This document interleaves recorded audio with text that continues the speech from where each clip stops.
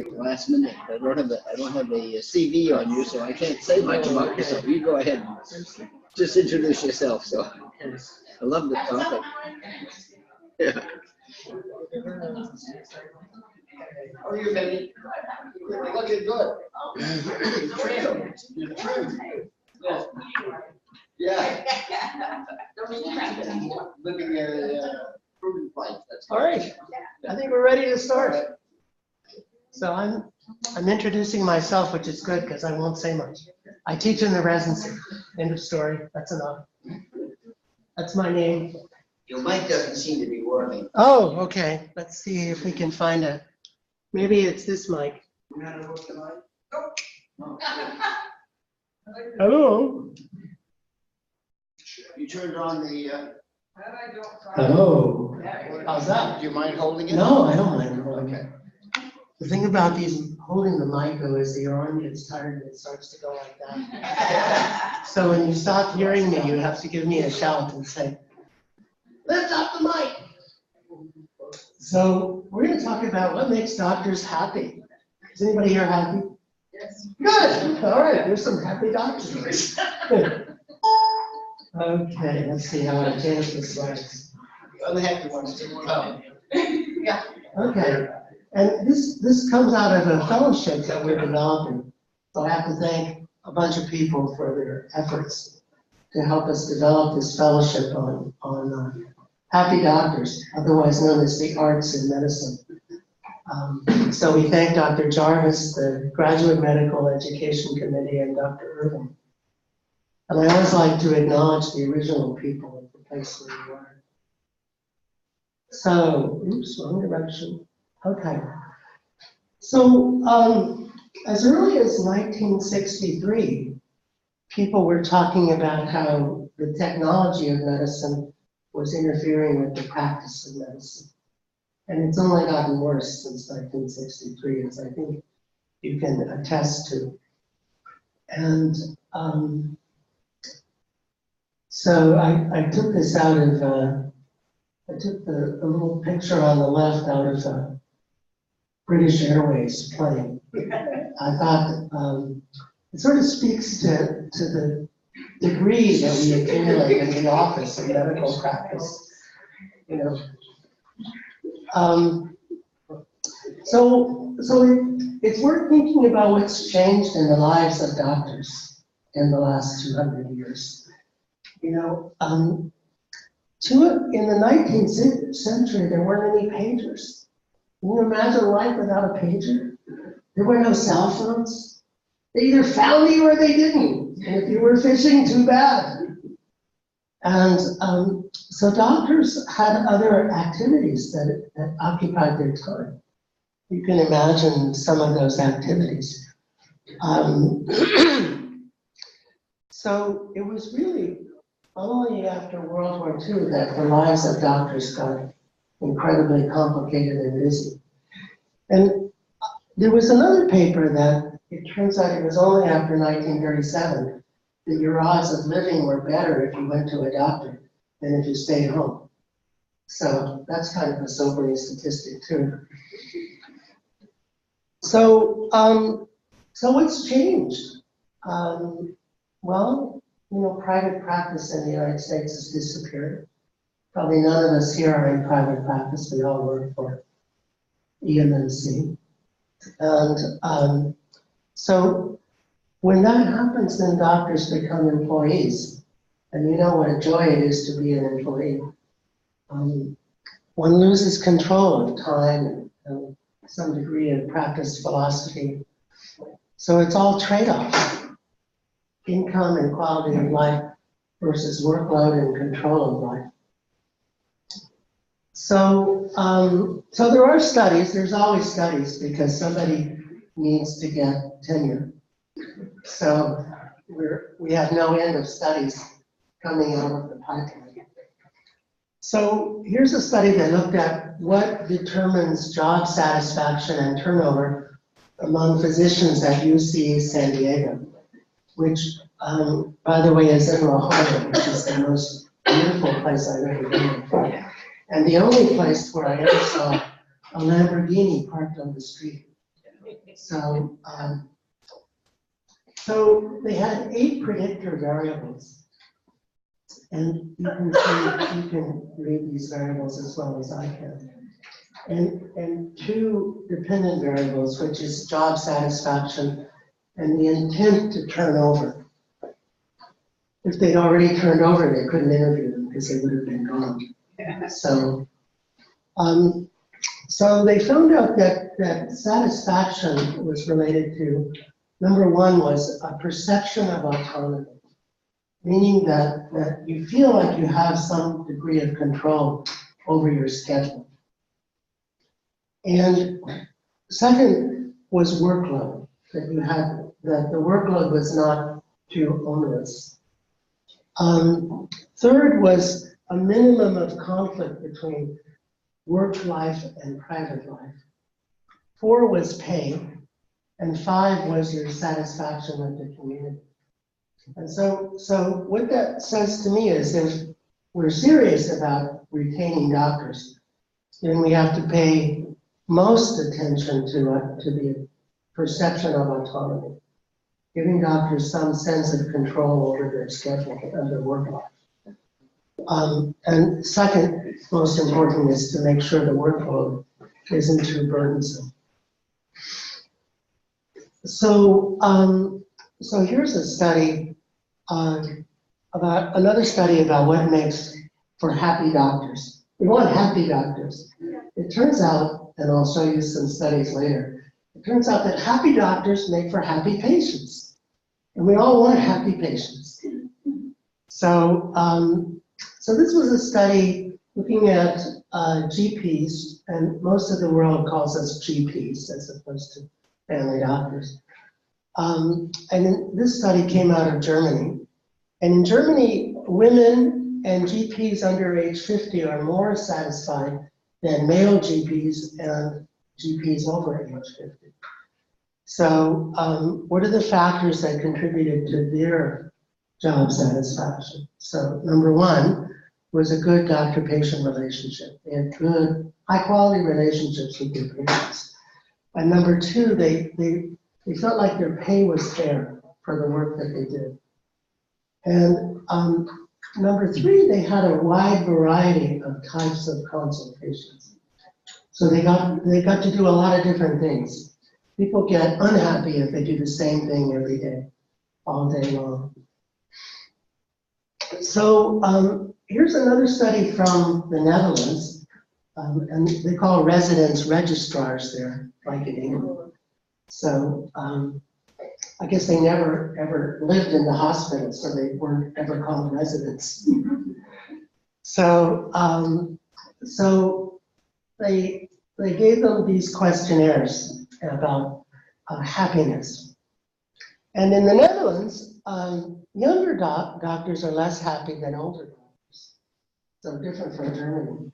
But it could be because they had more registrars and medical students who, by their nature, are unhappy because they work too much.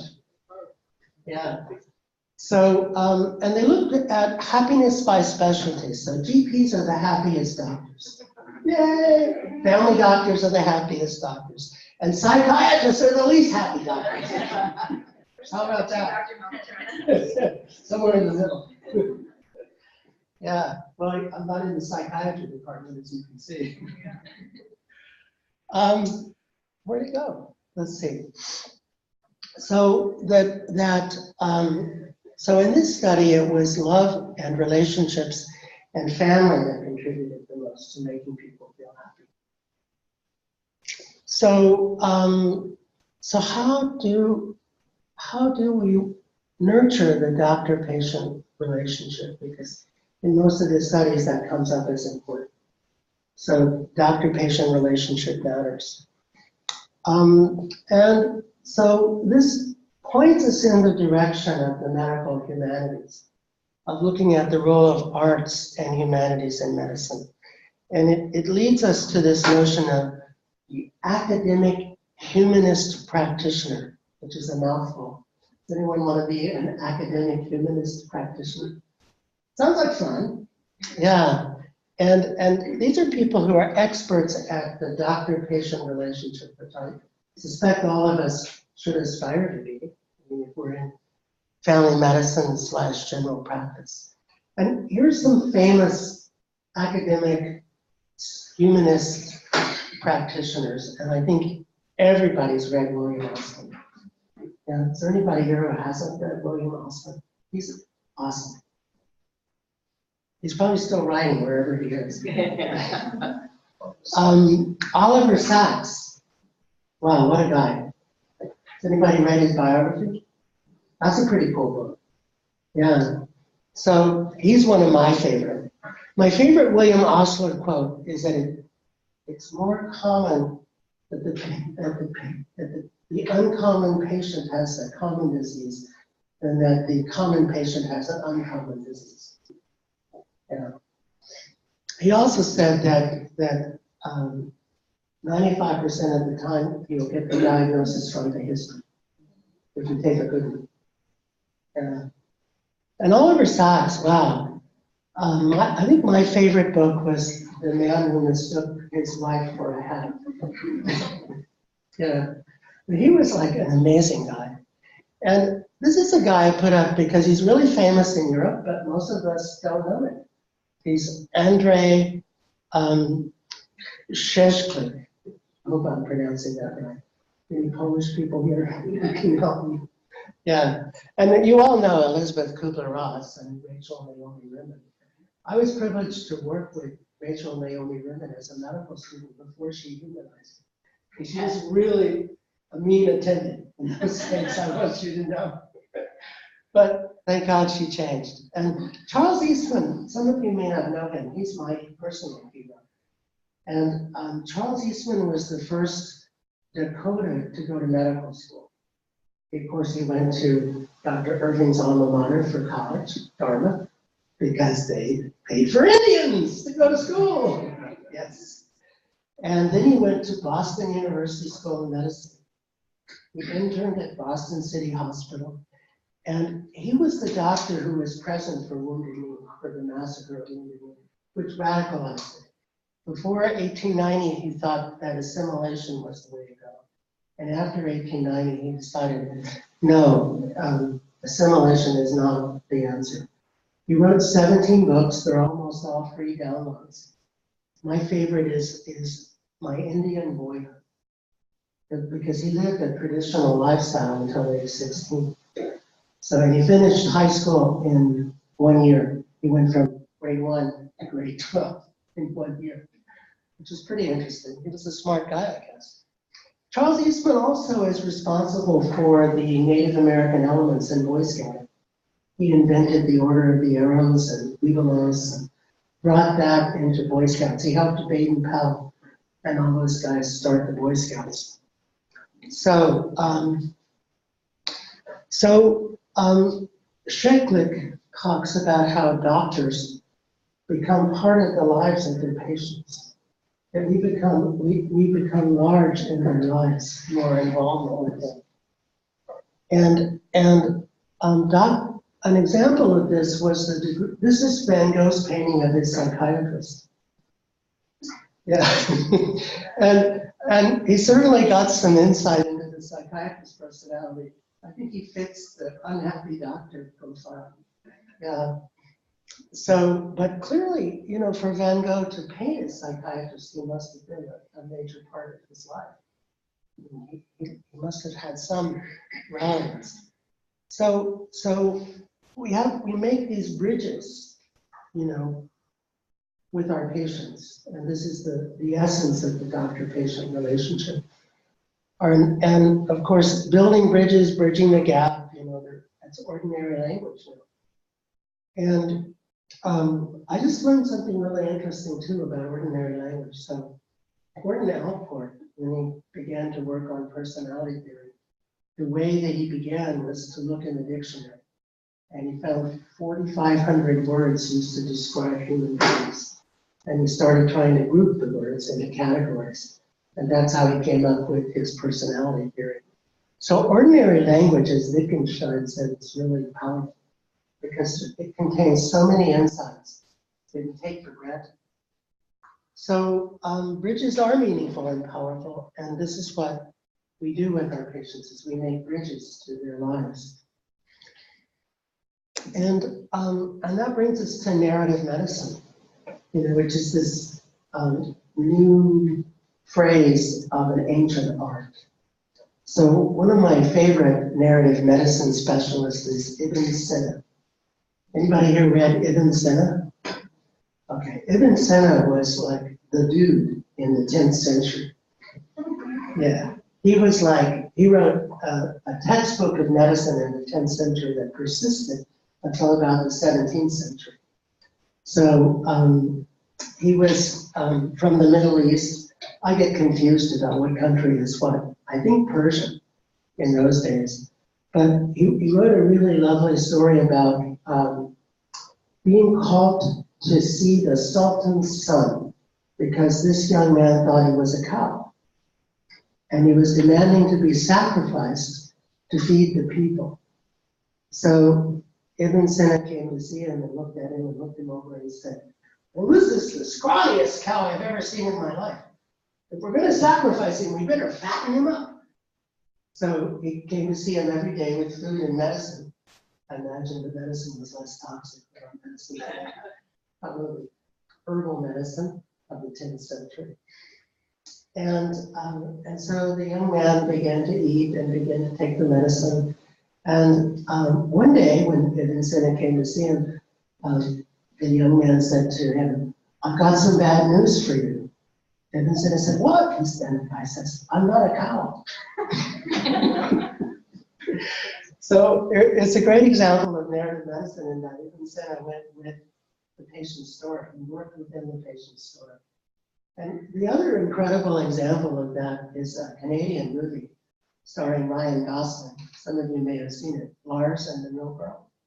Has anyone seen that? Isn't that an amazing movie? If you haven't seen that movie, it's on Netflix. And it's about, so I won't give away the ending, but I'll just tell you briefly. It's about a young man, everybody's bugging him. He's a little bit withdrawn and shy and a bit odd, and everybody's bugging him to get a girlfriend. So he orders a life-size doll and starts taking her around town, introducing her as his girlfriend. And so the GP in the town, because it's a small Ontario town with one doctor, she tells the whole town, well, just go with it, just play along with it. And it's a beautiful story about the healing power of working within the story. So, and it's also, you gotta love Ryan Gosling, I think, as an actor. So. What's the movie called? It's called Lars and the Real Girl. Yeah. So, so we're using this metaphor of crossing the river, crossing the great divide between us and the patient, and finding metaphors as bridges to make that crossing. Sort of like crossing the Penobscot River. There's only certain places you can do it if you don't want to swim or take a boat. So, this is a sort of Paul Gauguin painting, which basically says, from where we come, that's where we are, and that's where we're going. So it's about the story of how we got to be where we got to be. And so when does this become important? It becomes important when people are sick, because it's really scary to be sick. And some of you may have been sick. Some of you may have illnesses that are frightening. I remember I had my hips replaced, and the second time I was terrified because I'd done it once. And I thought my odds of surviving had gone down, even though statistically that's not true. And so my anesthesiologist walked in and I said, I'm scared to death. And he said, I can tell him. He said, don't worry, you'll be fine. So I was. But anyway, when we're ill or we're having surgery or something like that, we really need a story. And so narrative medicine helps conventional medicine to bring story back into our practice and to enrich our lives and to make us happier as doctors. Because I think if I just did what the computer told me to do for preventive care all day long and didn't talk story with anyone, I'd go nuts. It would just be so boring, you know. So, so it teaches us, you know, what Walt Whitman emphasized. You know, Walt Whitman has a famous poem that he wrote in 1856 called Perfect Miracles. And he said that every blade of grass is a perfect miracle. Every patient is a perfect miracle waiting to be discovered if we can only elicit the story. So guess what? There's a whole book about the neuroscience of the doctor-patient relationship. So bottom line is, it exists, you can read it, it's powerful. And it's actually turning out to be more powerful than most drugs as we begin to look into this. And it's hard to tease, you know, when you begin to tease out the doctor-patient relationship, you discover that it's a really important part of the placebo response, of the self-healing response, which is what Herbert Benson calls it. And so, can you have a placebo response without a doctor-patient relationship? Yes. But does the doctor-patient relationship make that potentially far more powerful? Yes. So how we act and how we relate and what we say and what we do has a huge impact upon how the patient responds to the treatment. So, so this guy, the neuroscience guy, Fabrizio, he says, okay, so then we probably ought to work on our social skills as well as our medical skills. We probably ought to work on being good human beings as well as good technicians. And so this comes from the Canadian Family Physician Journal. And it's arguing that the doctor-patient relationship is central to the role of the family doctor. And that it builds over time and that it takes work. And I probably annoy some of the residents in the preceptor by pointing out that your medicine, you're the medicine, that just by your seeing someone frequently, you help them get better, even if you're not doing anything, even if you're not fixing them. Just that contact with you will improve their health. And one of our new residents discovered that recently. He started seeing this guy with diabetes every 2 weeks. And the guy's diabetes got way better. And he didn't do anything differently. So we work as we are treatment. So the 4 steps in the doctor-patient relationship, the first 2 come from the patient. The patient feels sick. The patient feels off. Something is wrong. Equilibrium is upset. Homeostasis is disturbed. And the patient goes on a journey to seek relief. You know, this is like the hero's journey. And nowadays, we go to find therapists, healers, or doctors. And then we receive therapy or treatment to get better. So numbers 3 and 4 are implemented in the placebo response. And Fabrizio says that these steps evolved as a defense mechanism, that they represent a social neural system that makes it more likely that you'll survive. So if you're adapted, if you're able to go find help, then you're more likely to live through your crisis than if you're not. So people who form better doctor-patient relationships are more likely to get well than people who don't. That it's sort of hardwired into the brain, Fabrizio says. And the same thing with the placebo response, that it's adaptive, that it is survival conducive. It helps us to live. So if you can shut down pain in the presence of medical help, you have an advantage over someone who can't. You know, So John Launer is a narrative medicine person from the UK. And so he's really interested in how art informs doctors and how studying art and doing art can help you to become better doctors. And this is one of our beloved Patrick McFarland's major points.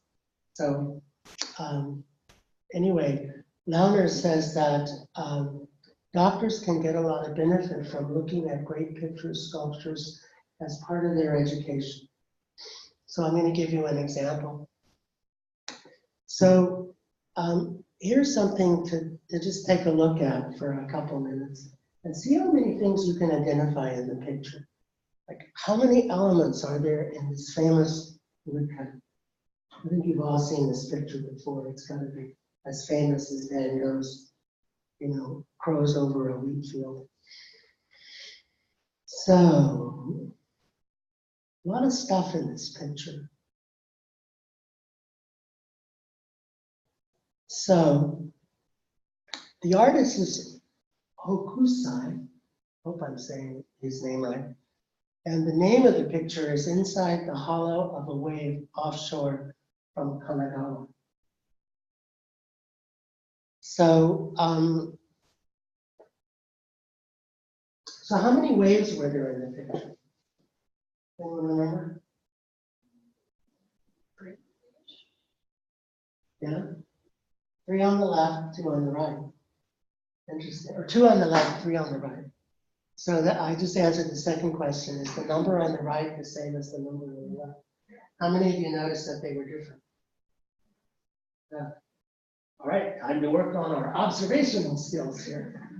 Yeah. So look again. And you can see there's 3 waves on the right, but there's only 2 waves on the left. And it's interesting, isn't it? It almost looks like a shark's mouth on the left. There's that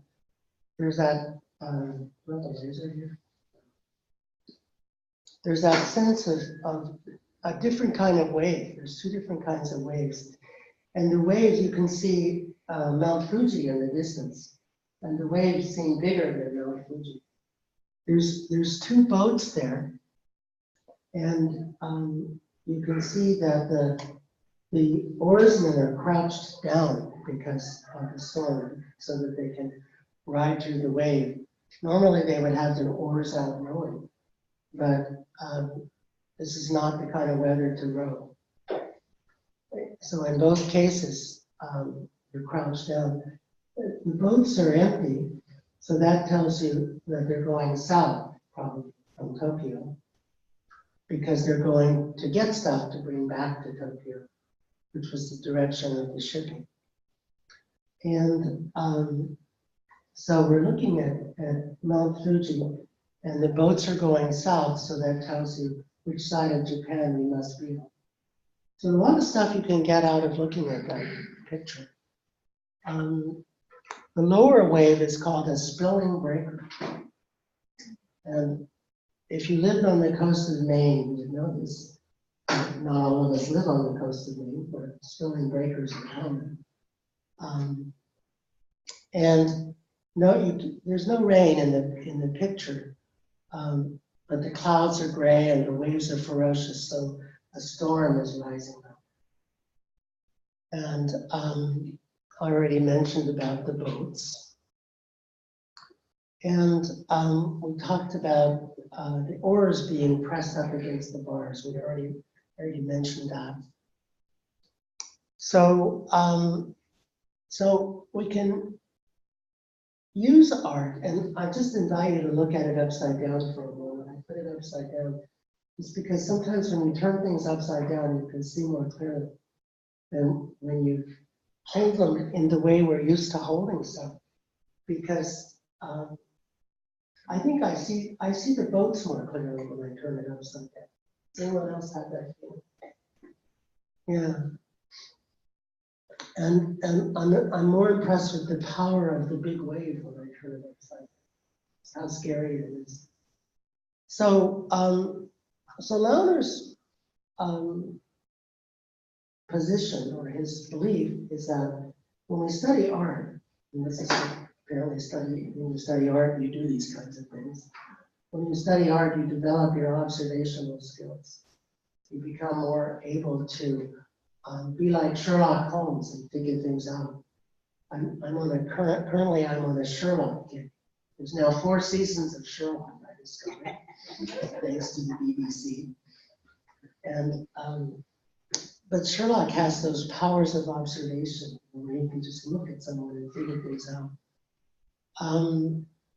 The last thing is that when you hold the picture upside down, Launer says that you can see the yin and yang symbol in the picture. And you can see how the light and the dark complement each other. I don't know if I can see the yin and the yang. But Launer is a special guy. Does anyone see the yin and the yang? It's the wave against the sky. Yeah, the wave against the sky. That makes sense. So looking at art makes us think, develops our capacities. And I'm not really a student of art. You know, I'm more a student of stories. I like narratives. I like to read fiction stories. There's a philosopher who says that fiction is more true than life. Because in fiction, you can capture the elements of life more readily than you can in the kinds of stories we routinely tell about lives. So, but it's all about the arts and the humanities, about what it means to be a general practitioner, what it means to take care of people. And there are those opponents of this philosophy who say that it's all a technical enterprise. And at the extreme, they argue that medicine will, in the future, be done by nurses with computers. And they will completely eliminate physicians, will completely eliminate general practitioners. And we'll just have super specialists and nurses with computers. Many of these people work for law groups, by the way. So anyway, stories. This is a quote from Launer, and his papers are worth reading. He's been writing for 20 years or so, and I'll just leave it at that. But where I want to go next is to say that stories are magic.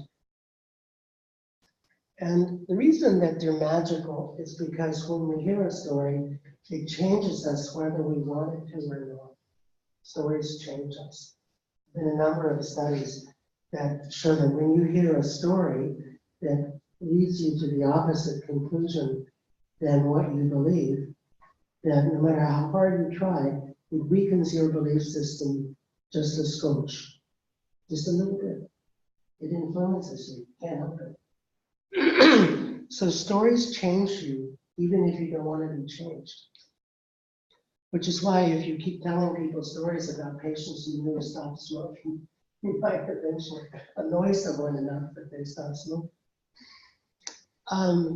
So nowadays there's always an fMRI study of everything. And so it turns out that simply hearing a description of someone's actions who's not in the room lights up mirror neuron areas as if you were performing those actions. Isn't that amazing? Mirror neurons are so cool.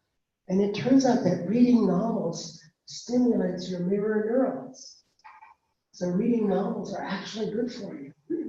They actually can teach you empathy. So it turns out that people who score high on empathy have busy mirror neuron systems. This has been figured out also with fMRI. And fiction writers are among these high empathy individuals, which explains why if we get doctors to write short stories about their patients, that they become more empathetic. So engaging in writing makes you a more empathetic person. So being exposed to art, to literature, to teaching, all of these alter your mirror neuron activity. So we got science. And stories, I think of stories as social neurotransmitters. You know, they help us to be coherent with each other. They help us to line up in the same direction, you know, and to have the same intent, to have the same values, the same beliefs. So, you know, when we create stories and we test those stories to see how plausible they are. So this is what patients and doctors are doing in the consulting room. They got a story about what's wrong and what testing, what you've ordered. You know, how many of you fight with the I need an MRI story? You know that story. Or I need some oxys. You know that story too. And we have a different story sometimes. We have a story that, well, you actually don't need an MRI because it won't tell us anything about your pain. Or we have the story that oxys don't actually help you to feel less pain. They actually, long-term, make you feel more pain. They're hyperalgesia. So we have to negotiate these stories. We have to come to some understanding. We have to create bridges and develop common stories. And when we can do that, it's satisfying. We feel good about ourselves and our patients. And when we can't, we roll our eyes and we come into the preceptor room and say, "Oy vey!" You know. So stories are associated with health. And people who can tell future-oriented stories and stories that are, you know, personal narratives that are not traumatic, that are not full of trauma, have better health, turns out. And when you can help people to tell less traumatic stories about their trauma, you know, stories in which the trauma takes on meaning for them and purpose, their health improves, both mental and physical. So treating post-traumatic stress disorder, one of the most effective ways is to help people to tell better stories about what happened to them, more coherent, more full of meaning, more of a sense that they got something, that they learned something from that. And the important thing is that you have to listen in order to engage in this work. So this was a study from 1984. I doubt that we've changed much since 1984. The average physician listens for 18 seconds before interrupting. What do you think? Anybody here can you do more than 18? Some of you can. 18 seconds. And it turned out in another study that if you listen for 6 more seconds, you reduce doorknob complaints by 37%. Isn't that amazing? So 18 seconds. And so here's a study from 1999. And so patients only got to finish presenting their reason for being there in 28% of the encounters. Mostly doctors interrupt and redirect the patient. And in this study, it was after a mean of 23.1 seconds. So maybe we added 5 seconds between 1984. The 5 seconds of to turn on the computer. Yeah. So physicians often redirect patients' stories. So we don't often give people the time to finish their story. And I've discovered that a lot of the time people have carefully rehearsed the story that they come to tell us. They really want to tell it. And they really get frustrated when they don't get to tell their story. And they really like that feeling that you've heard their story. And sometimes just expressing, you know, positive concern and regard is enough to make them feel heard. And I recently had an interesting experience. You know, I had a patient who came to me on his PCP, and he brought me 2,000 pages of records. Did I read all those records? No. No. I read a couple. You know, I read about his surgery and I read it. So anyway, so when I saw him next, I said, wow, you've really been through a medical nightmare and you survived. That's amazing. I said, anybody with that many pages of records who's still walking and talking is my hero. You know. And so anyway, I didn't think much of it. And so it turns out that my wife is in her second year of social work school and she's in a placement where this guy works. And he found out that we were married. He said, oh, that guy's such a great doctor. He read every one of my records. So I didn't read every one of his records. I just made him feel that way. And I didn't even know I was doing it. But you know, what happened was I just, you know, I read enough to know that he really suffered. You know, anybody who goes to the Mass General really suffers. That's my belief. And you know, and I just told him so, and that was enough.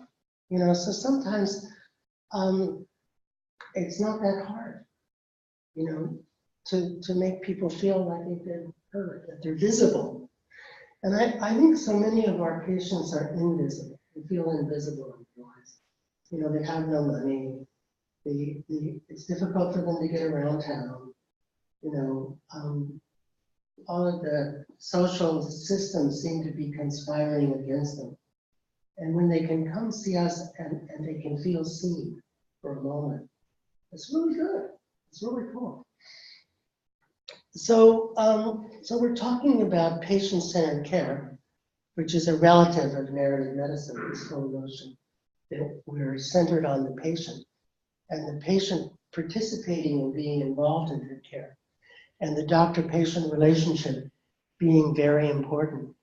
And the elements, the context, the elements of the context where the care takes place being important. And you know, our clinic in family medicine is not necessarily architecturally designed to be conducive to a friendly experience. There are people who work on that. And thanks to Dr. Irving, I got to give one of them a tour of it, an architect. I don't know what came of my architectural tour. But he just walked around clicking. He said, oh, this will never do. This will never do. This is not right. I'm like, wow, I wonder what he's going to come up with. I haven't heard. But when he walked out, he said, circles. You need circles. Pods and circles, he said. I thought, I like circles. That'll be good. So we're, you know, patients don't just bring their bodies into the room, they bring their whole world. And we're trying to get to know the world. And we're trying to interact with that world. And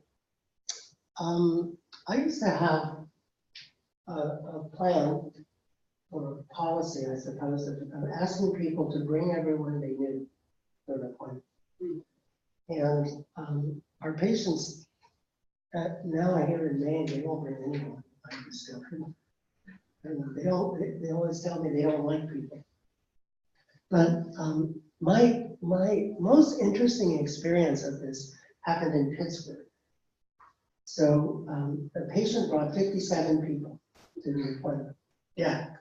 Now, luckily, I was doing this after hours. I still had hours, but everyone else had gone home. And so we had the whole waiting room to ourselves for 57 people.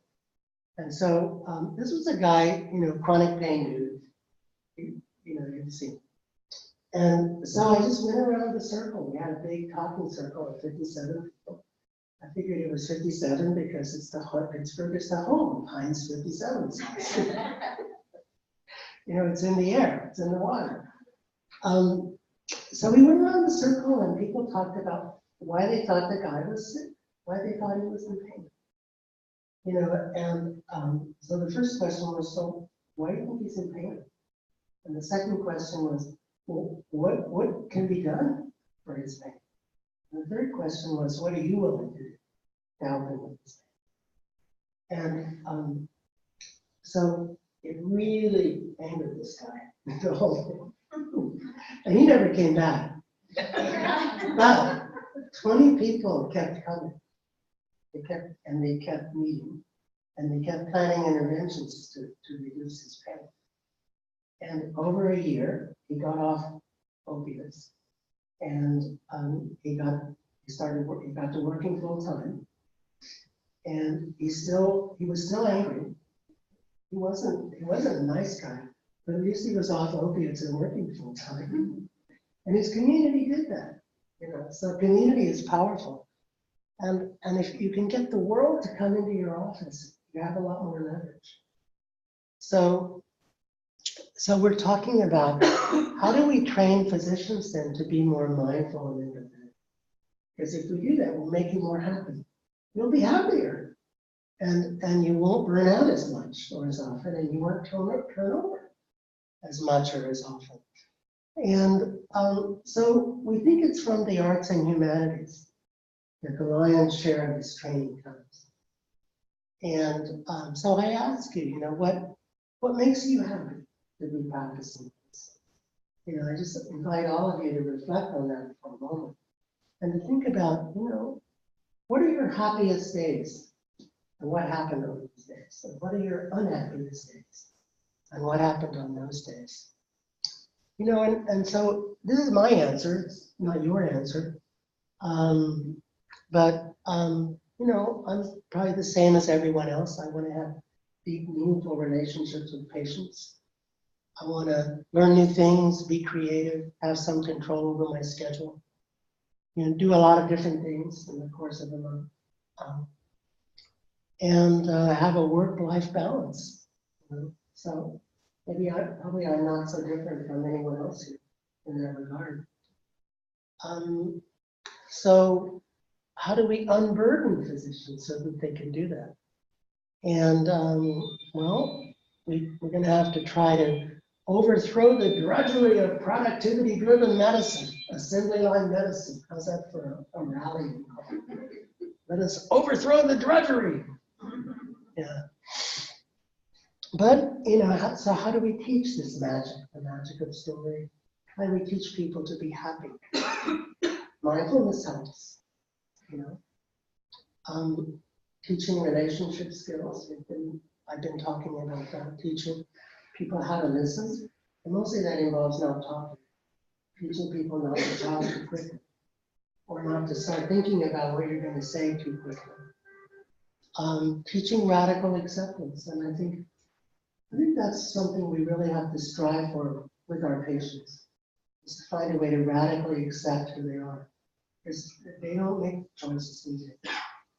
Some of them do, but not all of them. And so we have to learn to radically accept the choices that they make, who they are. Learning about stories, patient stories, learning the stories, using the arts and reading, reading novels, reading stories, mythology. All of these things improve us. I don't think anything I'm telling you wasn't known in Hippocrates' time. So I'm just repeating what Galen and Hippocrates and Sir William Osler and a whole bunch of people already knew and considered, but everything has to be reinvented in every generation. So here we go again. But these things do matter. And we can learn these things. So that's all I have to say. I'm glad to have 5 minutes for questions or answers, because answers are better than questions. And I actually succeeded. It's 8:25. Wow. Okay.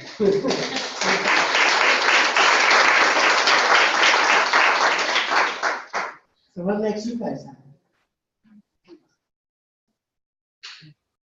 It's nice when you have a feeling that you've made a positive difference. Yeah. When somebody says something you've done really made them feel better, whatever that is, just seeing it regularly in the office. I always walk away from that way. Yeah. Yeah, it's amazing, isn't it, when we actually feel like we made a difference in somebody's life. You know, I just got an email this week from a patient that I had in Vermont from like 10 years ago, and he wrote me to tell me what a difference I've made in his life. And I thought, wow, you remember me? I mean, I was like, you know, but and it was interesting because most of what I did was sit with him because his wife thought he had Lyme disease. His wife wanted to explain everything that was wrong with him as Lyme disease. And he'd had every test possible. And he'd had every treatment possible. I'm like, dude, you're just miserable. You know, I don't think you have Lyme disease. I just think, you know, you have a miserable life and it shows, you know, you feel it, you know, and he kept coming back, you know, and we kept, you know, he'd want another, he'd find a new test. So I said, well, okay, sure, fine, I'll order this test for you. I don't think it'll show anything. I think you're just miserable. We have to work on your miserable life, you know. And over time, he finally did start working on his miserable life. And, you know, started making changes and stopped going to Lyme doctors. So apparently, this was good. I never even knew what happened. You know, as I moved and lost track of them, and that's how it goes. But you get these, you will get these cards and letters from people years later saying, you know, really? What did I do? So I think it's so important not to downplay what you do. Yeah. Anyone else? Anything? I mean, you can respond to what makes you happy. Yes. I find that recently what makes me kind of have a good day sometimes, a lot of people are out Premier League, league, and I just realized that lots of times I'm frustrated with requests that come to me because I don't really see the story. And I'm trying to treat them, and I don't know what the best thing is for them.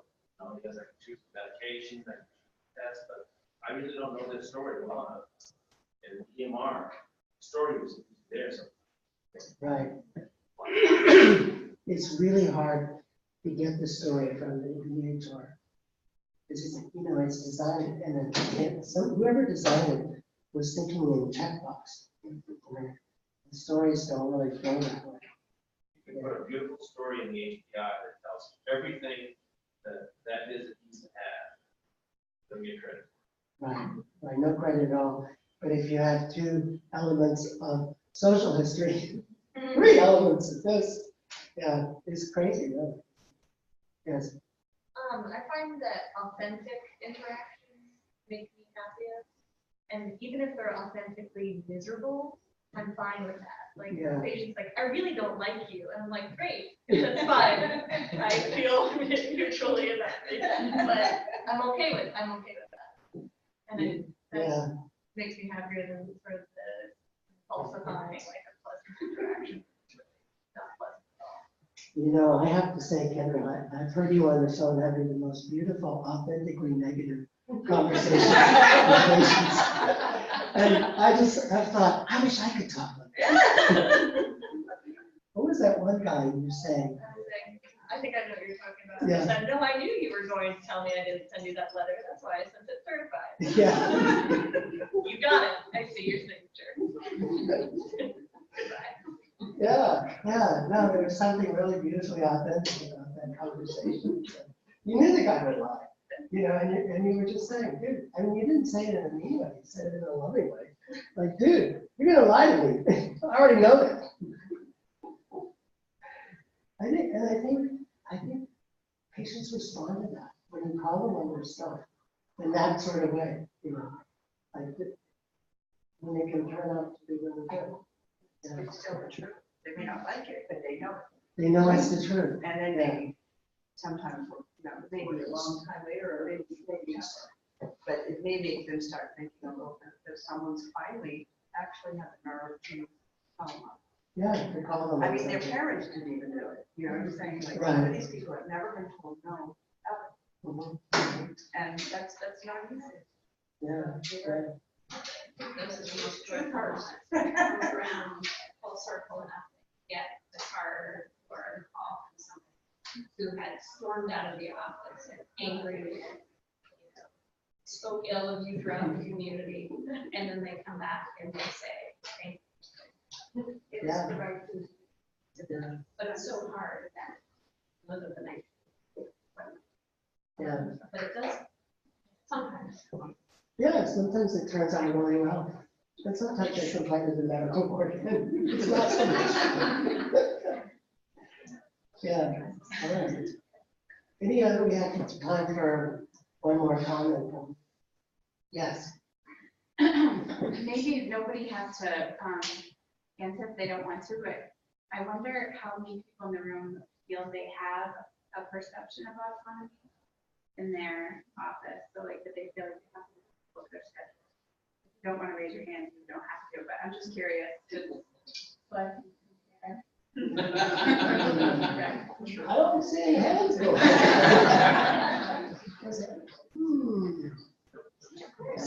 Small, sort of what I want control over. I would say there's times when I exert a little bit of control, but it does, like, the process of doing that involves me having to take a lot more steps. And a lot more. So I wonder if that sort of, I'm going to schedule you for this appointment. I'm going to call this. Like those moments of control help a little bit, but we have the autonomy to do that. Yes, the difference. Yeah. I think we do have some autonomy in how we schedule.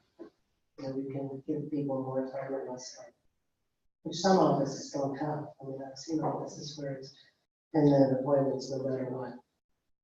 And that's miserable. I once did a locums in between jobs in an office like that. And I was ready to quit after the first day. I had to last a week. I didn't have any wonderment about why they couldn't fill their position. Yeah. So it's 8:30. We all have to run out and do work. So thank you for listening to me. Thanks.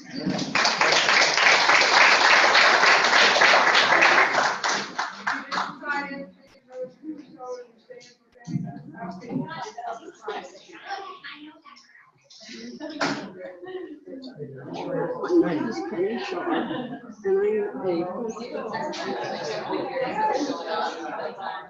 I'm a